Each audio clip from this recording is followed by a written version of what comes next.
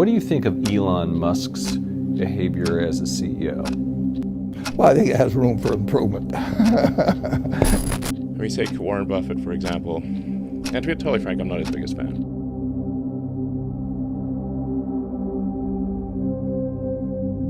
Well, I think what you do, if you misspeak, and I can do it with you or somebody, I mean, if you misspeak, you correct it immediately. And if you've got a stock that's trading like crazy, you come on 3 minutes later and don't say, I misspoke when I said lending secured. I meant to say, I really think I can get funding. I mean, or something.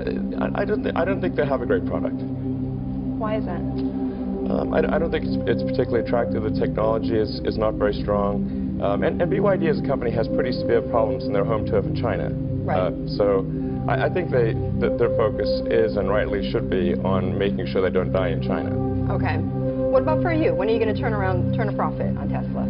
Well, we think probably 2013. Yeah, something that surprised me was that when we priced the components, the various elements of the supply chain of the Model S, we found that China was uncompetitive. This is really surprising. I mean, I thought that we'd be sourcing a lot of components from China. Right. Almost none of the components in the Model S are sourced from China. In fact, we find California manufactured articles to be more cost-effective than China. Why is this? I don't know. It was a shock to me too. We're actually agnostic with respect to sourcing components. So we're happy to source components from the United States, Canada, Germany, Japan. And we do source a lot of components in Mexico. We source a lot of components from those countries. Right. But surprisingly, almost nothing How from much China. cheaper? The Chinese components, remarkably, were more expensive. But how much more expensive? On the order of 10% to 20%, something like that. Okay. Yeah. That's a huge difference. Yeah. Now maybe due to logistics. Right. You're going to ship the stuff. It's a lot easier to ship a little iPhone than it is to ship some big, heavy component. That may be a factor. Actually, General Motors had a company for a long time called Motors Insurance Company, and various companies have tried it. I would say that the success of the insurance company, of the auto companies getting into the insurance business, are probably about as likely as the success of the insurance companies getting into the auto business. I worry much more about Progressive than all of the auto company possibilities that I could see in terms of getting an insurance business. It's not an easy business at all. And I would bet against any company in the auto business being any kind of an unusual success. The idea of using telematics in terms of studying people's driver's habits, that's spreading quite widely, and it is important to have data on how people drive, how hard they brake, how much they swerve, all kinds of things. So I don't doubt the value of the data, but I don't think that the auto companies will have any advantage to that. I don't think they'll make money in the insurance business. Using the internet to shop for cars is like, using the internet for shopping for everything. It's another competitor, and there's no question that people will look for better ways. The gross margin on new cars is about 6% or thereabouts. So there's not lots of room in the game, but that will be a method, and that will sell some cars. And if there are, it's another competitor. But I don't think it destroys the auto dealer who takes good care of the customers and is there to service the customers. And it's not an overwhelming threat, but it's obviously something that's going to be around and will sell some cars. But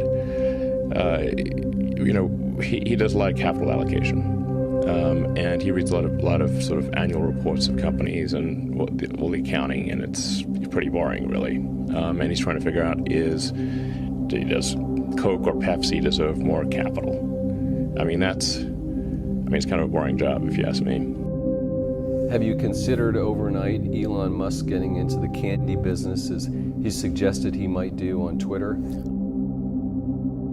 If you look at the leading candy bars, for example, for the last 50 years, I think you'll find Snickers on top, and then you got M&Ms. You got two types, so they don't combine the peanuts with the other ones. But I think they're number 2 and 4, and Hershey's in there number 3 or something of the sort.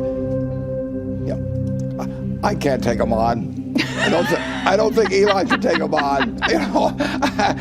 They have moats. When you go into a drugstore, 7-Eleven or something, and you say, I would like a Snickers bar, and the owner says, oh, I've got something, the Musk bar at 10 cents off the Snickers bar. You say, give me the Snickers. And if he doesn't give you the Snickers, you go across the street and buy the Snickers. The brands are moats, I mean, obviously. And if you try to, this product is selling, to hundreds of millions of people who want Coca-Cola. If you say, I'll sell you something for 2 cents less, or I've got some celebrity's name on it. They actually, Richard Branson tried Virgin Cola in the United States about 15 or 20 years ago. And a million others have been tried. So I don't really have the same urge to produce automobiles that he apparently has to produce candy, but I don't suggest that he take on Snickers. There's for sure in recent years, Billionaire has become a pejorative. So it's like that's a bad thing, which I think doesn't make a lot of sense in most cases. If you basically organized a company, how does this wealth arise? It's if you organize people in a better way to produce products and services that are better than what existed before, and you have some ownership in that company, then that essentially gives you the right to allocate more capital. So there's a conflation of consumption and capital allocation. I've never said anything negative about Elon. I mean, you're baiting me a little bit to do it. But, I am. But I've never, people like his car and everything. But somebody mentioned that now he's talking about financing. Something this morning about that. I thought I heard that. That's what I call a counter-revelation. I mean, Charlie, because I think it was just a few days ago they said they wouldn't need financing. But he's trying something to improve a product, and I salute him for that. And the American public will decide whether it's a success, and it's not easy.